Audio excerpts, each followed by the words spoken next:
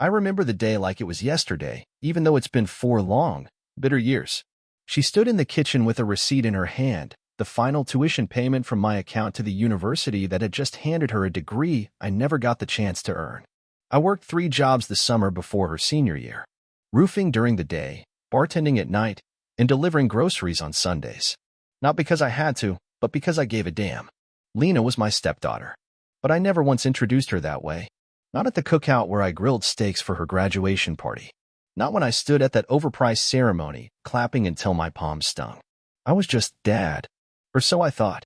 2 weeks after she got that diploma, she ghosted me. No thank you. No goodbye. Just vanished. And when I texted her, just once, just to check in, I got a response I still remember word for word. I'm ashamed to be related to a loser like you. You're not my real father. My mom has a new boyfriend, and he promised to buy me a sports car and adopt me. Yeah, that one hit like a freight train. The kind that doesn't stop until it's flattened every last ounce of hope in your chest. I sat there in my old recliner, the same one I used to nap in after 14-hour shifts, and stared at that message until my phone went dark. She blocked me after that. Just like that, I went from Dad to irrelevant. You know what the worst part was? It wasn't the money. I've poured plenty of that down the drain over the years. It wasn't even the betrayal, not really. It was the fact that I believed I had meant something to her. That all those years showing up, staying up late helping her with math homework, driving across town to get her stupid vegan cupcakes for her 17th birthday, that they actually mattered. They didn't. After that, I stopped talking to her mother. She married this new guy, Peter, I think. Wealthy, flashy, the kind of man who calls mechanics by their first name like it's a badge of honor. She moved out and changed her last name before the ink on the marriage certificate had dried. I heard they got her that sports car too. I bet it lasted longer than the relationship. Fast forward 4 years. I was retired now. Semi, at least. I'd taken the money I would have used to fund Lena's master's program. She never applied, of course, and dumped it into a little woodworking business I ran out of my garage. Turns out people will pay a hell of a lot for a handcrafted rocking chair when you market it with the right story. And then came the knock. It was late. Not dark yet, but that quiet part of the evening when the sun hangs just low enough to cast shadows long and sharp. I opened the door, and there she was, Lena. Her eyes were sunken. Her skin looked pale, worn down. The sparkle, the smug, invincible gleam she wore like war paint, was gone. She wasn't dressed like the girl who once posted selfies in front of luxury boutiques. No, this Lena looked like someone who hadn't slept well in months. Dad, she said. The words sounded foreign coming from her mouth now, like a costume she was trying back on for size. I need help.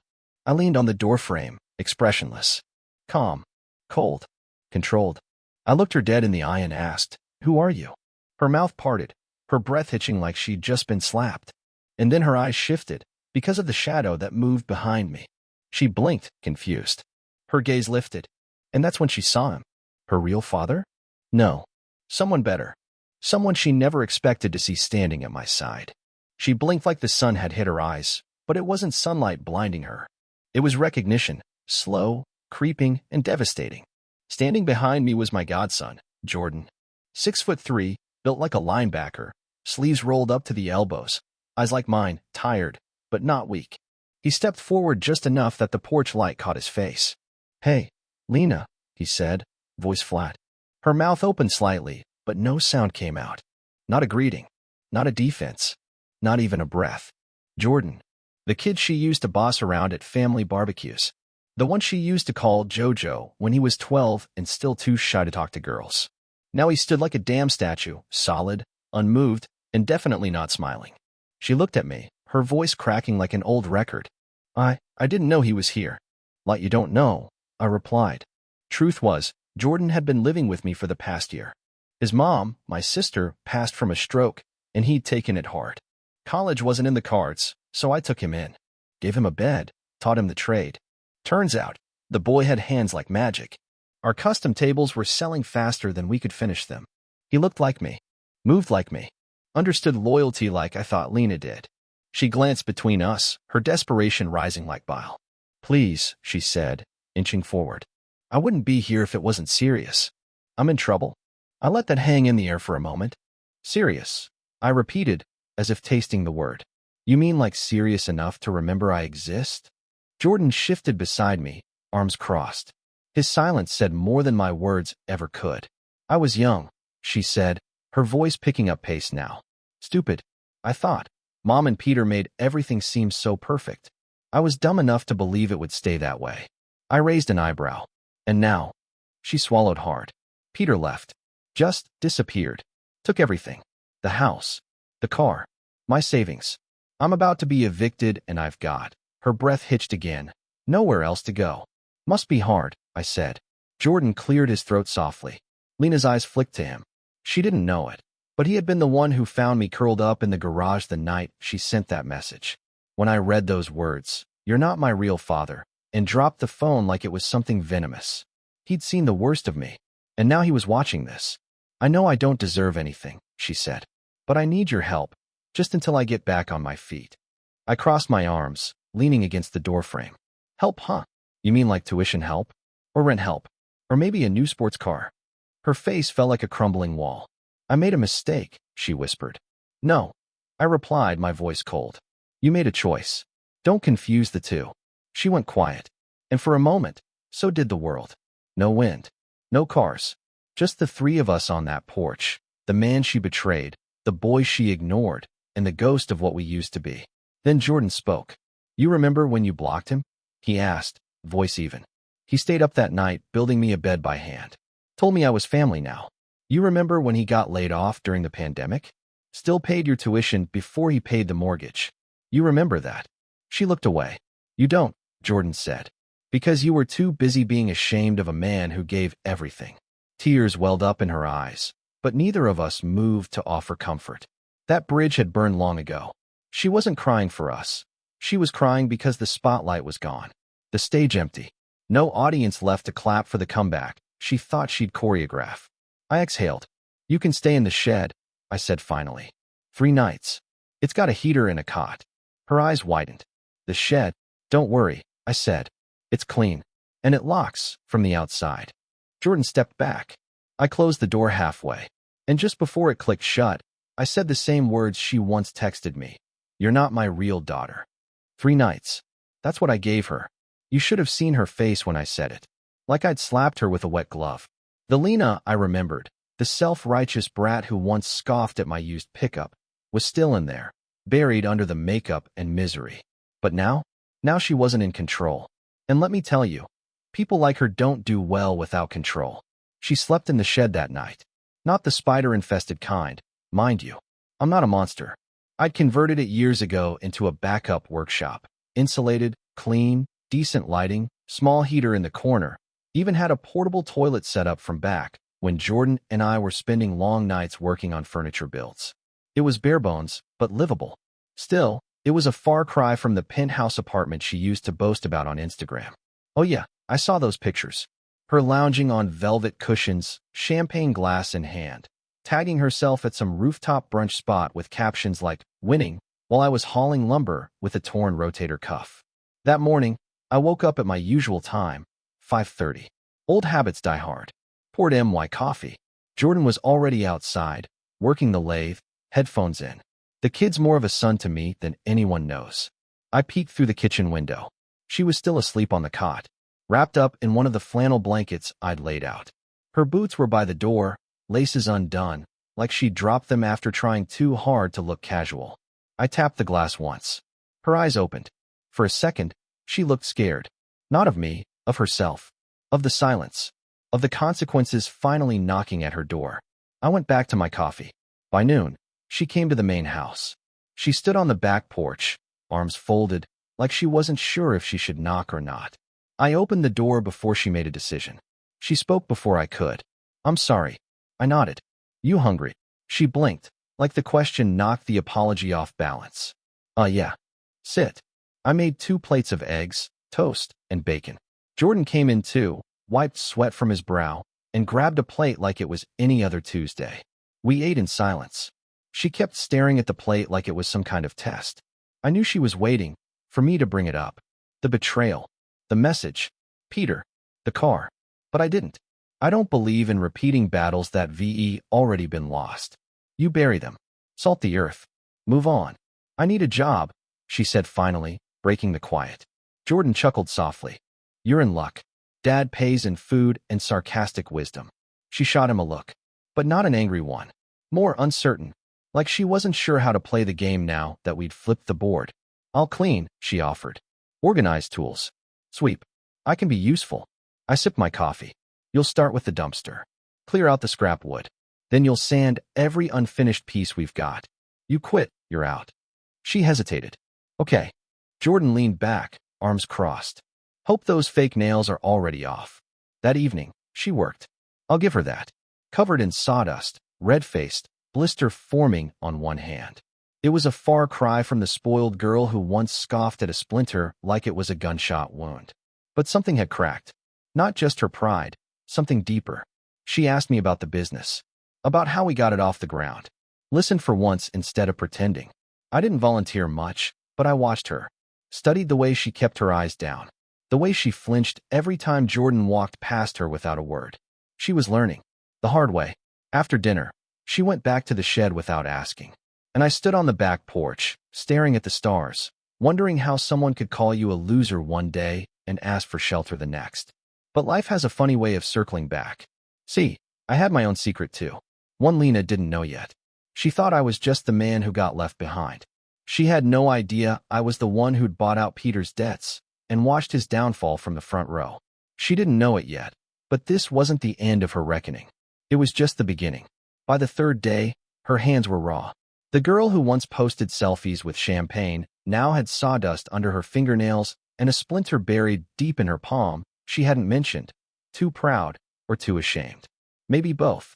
I noticed it when she passed me a chisel. She winced, just a fraction, trying to hide it. I didn't say a word. Just handed her a pair of gloves and turned back to my lathe. Let her earn the right to speak again. That night, Jordan and I sat on the porch with a couple of cold ones. He cracked open his can and looked out toward the shed where she was sleeping. You sure about this? He asked finally. I didn't look at him when I answered. She's got 3 days left. I keep my word. That's not what I mean. I knew what he meant. Jordan had seen how far I fell after Lena's betrayal. After their betrayal, I was never the same man. I'd spent 2 years in survival mode, and another 2 sharpening every edge I had left. She wasn't just a girl who disappointed me. She was the proof that love, real, unconditional, back-breaking love, wasn't always enough. I'm sure, I said. But she's not here because she wants redemption. She's here because life ran out of handouts. The next morning, it happened. She was sanding a cedar bench we were prepping for delivery. She wasn't doing a bad job, to be honest, just slow. Focused. Like she was trying to erase more than just wood grain. And then a silver Lexus pulled into the driveway. She froze. I didn't need to look twice. I knew that car. Peter's. Or rather, used to be Peter's. He stepped out, a little heavier than I remembered, suit wrinkled, hairline retreating. He didn't recognize her right away. His attention was on me. Ray, he said, flashing that same smarmy smile I'd seen in the glossy photos Lena's mother used to frame like awards. Heard you might be interested in selling that cabin project upstate. I didn't answer. Lena stood slowly. Her eyes locked on him, the color draining from her face. You, she began. Peter turned, and it hit him. The recognition. The awkward twitch of his jaw. Oh, he said. Didn't expect to see you here. Didn't expect to be here, she muttered. I stepped between them. You're on my land, Peter. Say what you came to say, or get gone. He glanced around like he suddenly realized he wasn't in control anymore. Look, I've had a bit of a rough year. 2 bankruptcies, I interrupted. IRS audit. And your investors are suing for fraud. Sound about right. His mouth opened, then closed. How the hell do you know that, he said. I smiled just slightly. Because I bought your debts 6 months ago. Peter paled. Lena's head snapped toward me. I told you. I said, this isn't revenge. It's arithmetic. You don't get to spend a man's money, mock him behind his back, and expect the books to stay unbalanced. Peter took a slow step back. Look, if this is some kind of power trip. I stepped forward. No. You took the power when you replaced me with a sports car. Now I'm just settling the tab. He left. Quiet. Tail tucked. Didn't even slam the door. Lena stared at me for a long time. You knew? She asked, voice barely a whisper. I didn't answer. Not right away. I watched the dust trail fade as Peter's car disappeared into the hills. Then I turned to her. I knew everything, I said. I knew the apartment was in my name. I knew the insurance policy your mother forged. I knew Peter left you with less than zero. She sank down on the edge of the porch, shaking. You let me fall, she whispered. No, I said, sitting beside her. You jumped. I just moved the net. Later that evening, Jordan and I boxed up the finished bench. She helped, quietly, without a word. I looked at her once as she adjusted a strap on the truck bed. Her face had changed. There was no more fake gloss. No more pretense. Just a girl who finally saw what the ground looked like when you hit it without a parachute. You've got 1 day left, I told her. Decide who you want to be when you walk away. She nodded. Not okay. Not thanks. Just a nod. Like someone accepting a verdict. Day 4 arrived like a quiet verdict. No alarms. No banging on the shed door. Just the soft sound of her footsteps on gravel at sunrise. She came out early, before Jordan, before the coffee had even finished brewing. That meant something. I found her already at the workbench, organizing our sanding tools, wiping down the clamps. Her hands were bandaged.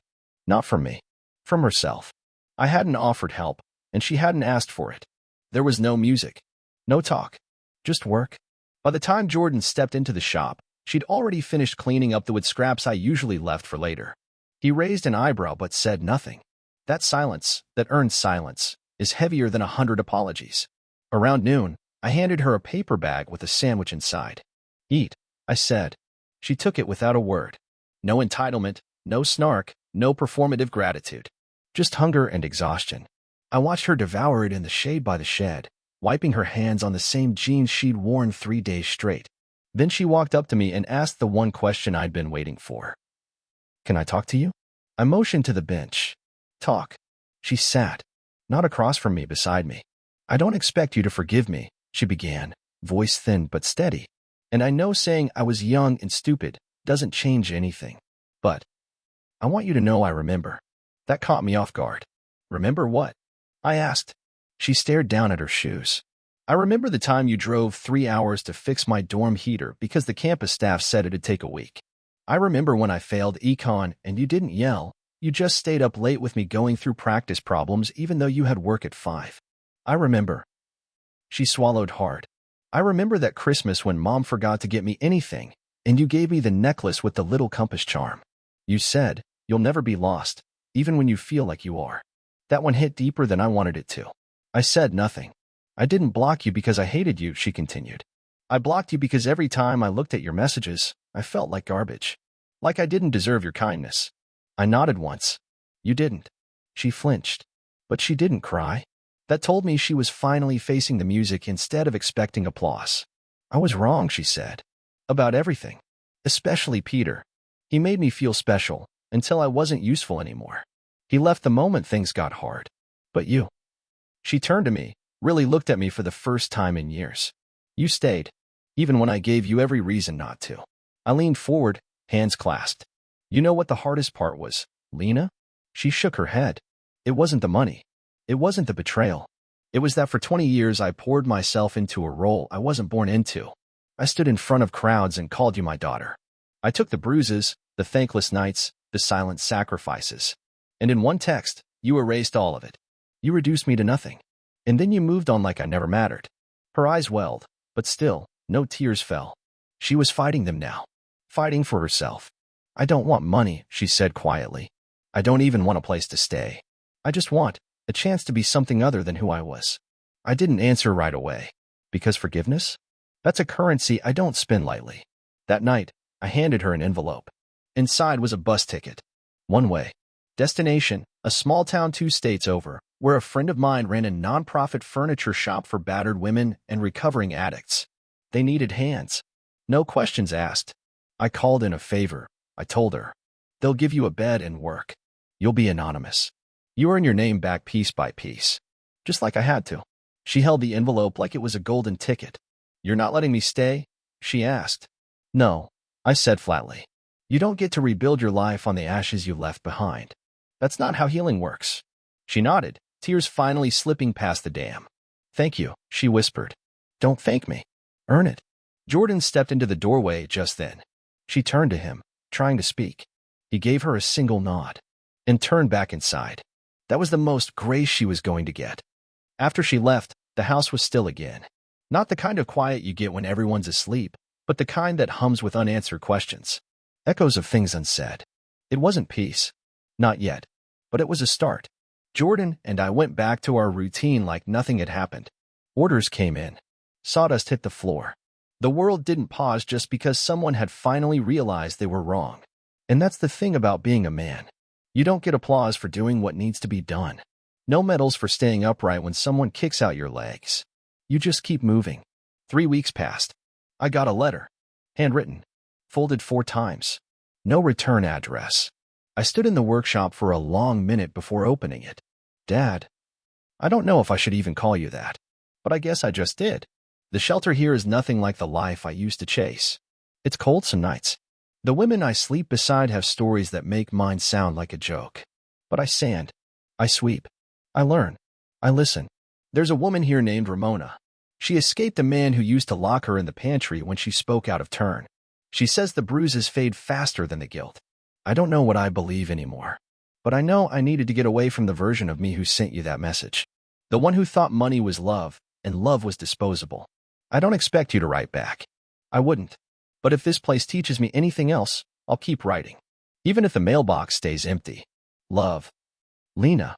I read it twice. Then folded it up and slipped it into the small wooden box in my closet where I keep things that remind me what pain costs. Right next to the receipt for her first semester tuition. Jordan noticed the shift. You gonna tell her you read it? He asked. No, I said. You still angry? Anger's easy, I said. What I feel now. That's called clarity. He nodded. So, she's trying. Trying doesn't erase the past. But it's something. It is, I said. But something doesn't mean she gets to come back here and pretend nothing happened. Jordan stared out the window. Think she'll write again? She will. How do you know? I looked at the lathe. The unfinished cradle we were building for a client expecting twins. My hands, still strong. My heart, still cautious. Because now she's learning what real work looks like. A few days later, I was digging through the back of my closet and found something I hadn't touched in years, a small velvet box. Inside it was a ring. Not a wedding ring. A promise ring I gave her when she graduated high school. Just a silver band with a small blue stone. Nothing flashy. She wore it for 2 years straight. Called it her anchor. Said it reminded her that no matter how crazy life got, she had a home. She must have left it behind when she moved out. Or maybe she meant to. Hard to tell the difference when you've already been labeled the loser by the kid you raised. I put the ring on the windowsill in the shop. Didn't say anything about it. Just placed it there. Sometimes, what we leave in the open says more than what we hide. The 4th week, another letter came. Shorter. Sloppier handwriting. Some of the ink smudged from tears or rain. I couldn't tell. Today I saw a girl who reminded me of myself. She walked in like she owned the place, demanded help, then stormed out when she didn't get her way. It made me sick. Then I realized I owe the people I hurt more than just a letter.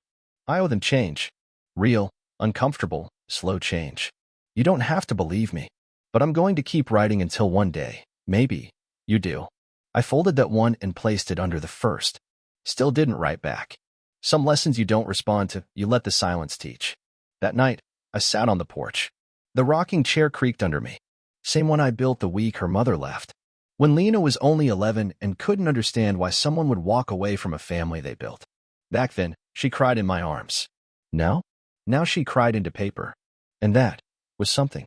The 7th week, she didn't write. No envelope. No scribbled confession. Just silence. But this silence didn't feel like the absence of guilt. It felt like the presence of work.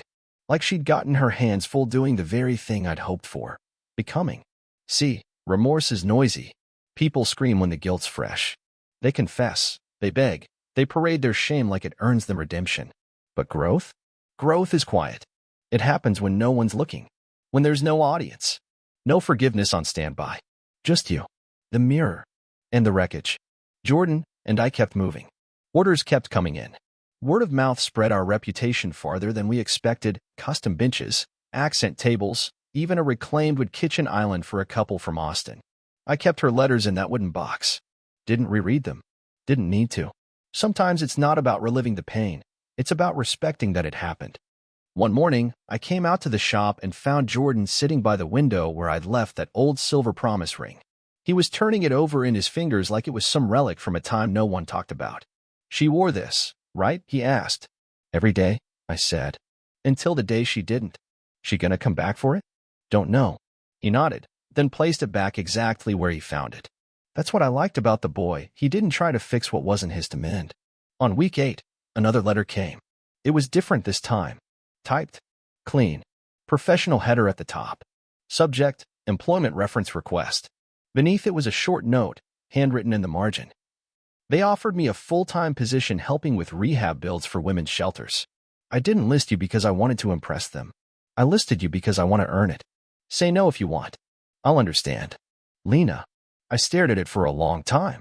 Not because I was unsure of what to do, but because I finally understood what she was doing. This wasn't a cry for help. This was a brick. She was laying a foundation. That evening, I went into the office and opened up the drawer where I kept my old construction licenses and business files.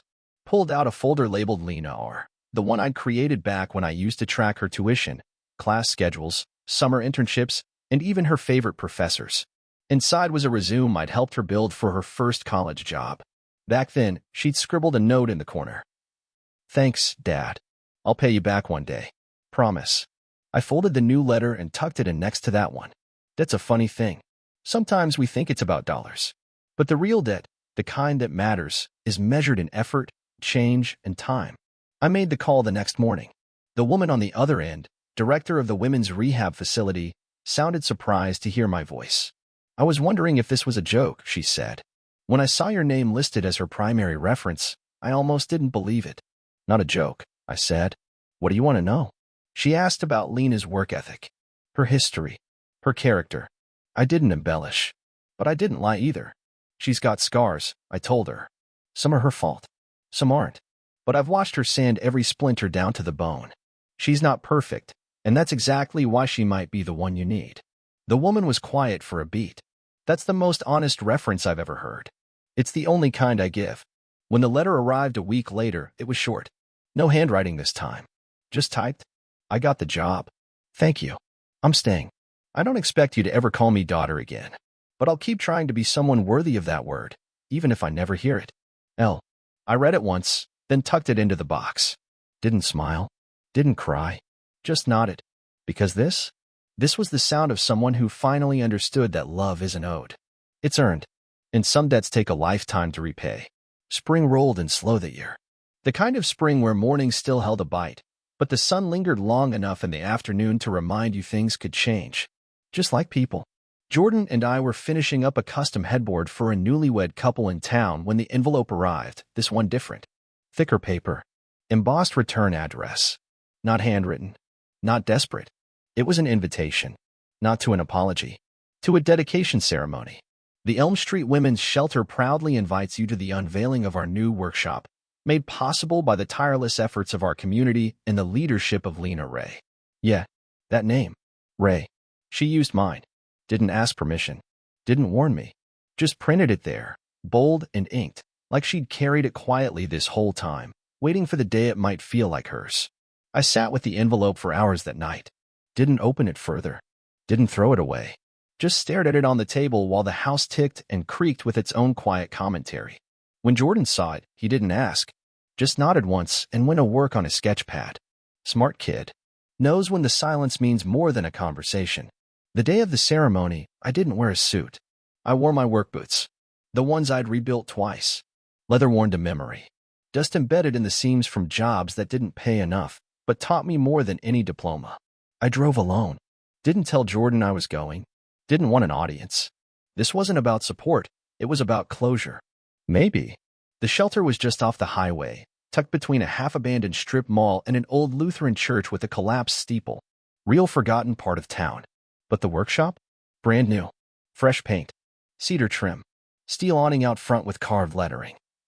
The Raywood shop, built with grit. Not excuses. My breath caught for a second. Just one. Inside, there were rows of benches, fresh-built tables, and a photo wall showing progress. Women in overalls holding power tools, smiling with sawdust on their cheeks.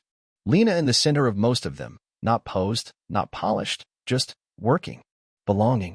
She saw me before I saw her. I was reading a plaque by the door when she stepped out of a back room in jeans and a canvas apron, ponytail tied up, no makeup, hands still stained with varnish. She froze mid-step. I didn't move. For a long second, no one did. Then she walked over slowly, like each step might collapse under her. I wasn't sure you'd come, she said quietly.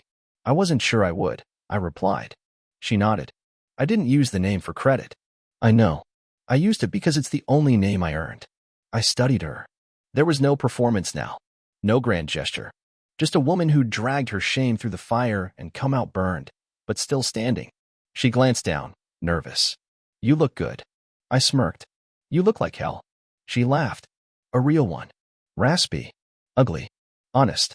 God.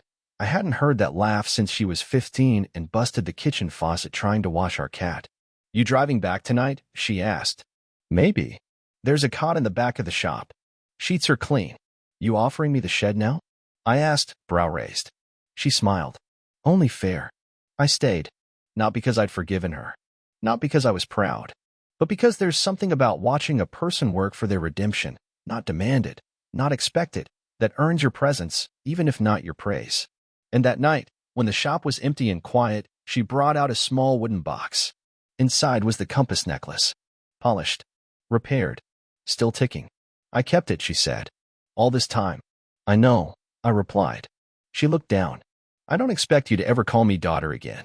I'm not your real father, I said softly, the echo of her old venom laced in my words.